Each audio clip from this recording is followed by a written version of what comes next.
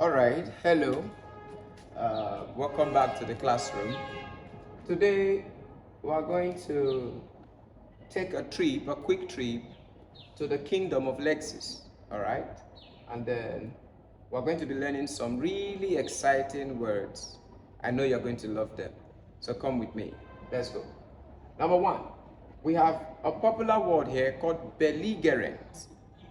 Okay, belligerent. Um, Belligerent actually means that a person has a hostile or a violent outlook towards others. Okay, so for belligerent, we will have synonyms like the word militant. Please, I'll urge you to have your writing materials so you can take notes down. Okay, we have militant, we have aggressive. Okay, one who is belligerent is also said to be cantankerous, cantankerous, and the person who is cantankerous is said to be quarrelsome. All right, so we have an etc there because there are other words for belligerent. Okay, and as an English language lover, I would implore you to actually explore as many synonyms as possible. Okay, so the etc there is to spur you to go and source more words on any word we actually look at in the course of Alexis classes. Okay, so number two, we have something called munificent. To be munificent actually means you are kind, and the person who is kind is said to be humane, and one who is humane is said to be philanthropic, and a person who is philanthropic is said to be magnanimous. Please take note. Now, there is another word that is often confused with magnanimous. It is called magnificent. Okay? To be magnanimous is to be kind, but to be magnificent is to be big. So this word called magnificent, we have synonyms which include large, huge, elephantine, all right, gargantuan, colossal, and lot small. Okay, on spot number three, let's not forget etc. On spot number three, we have a word called a rumor. A rumor is simply another word for a tenant. Yes, somebody occupying a room or a facility, and then is also expected to pay a certain amount as rent, okay, to the owner of the property, usually termed a landlord or a landlady.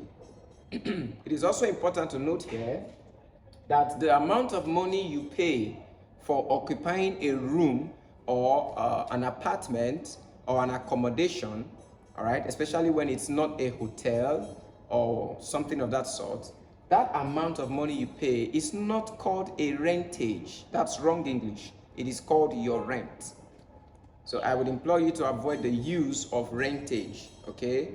It's wrong to say my rentage is due. I have to pay soon or I have to pay now. No, my rent is due, okay? Spot number four, we have a word called lugubrious. Very easy. To be lugubrious means that you are melancholic. To be melancholic is to be morose. To be morose is to be sad. And if a person is sad, we can say that that person or individual is crestfallen. Okay, etc. We have a last word here called boisterous. Boisterous simply means to be noisy.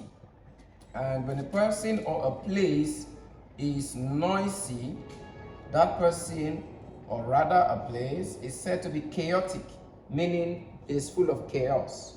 We have another word called a bedlam. And then we can describe such a chaotic state as a state of pandemonium, etc. Okay, talking of bedlam, there has been an occasion where JAMB, the Joint Admissions and Matriculations Board, actually tested this particular word figuratively. They said whenever the principal was not in school, the school was in a state of regular bedlam. Okay? It means a state of too much noise and confusion. Please take note. All right?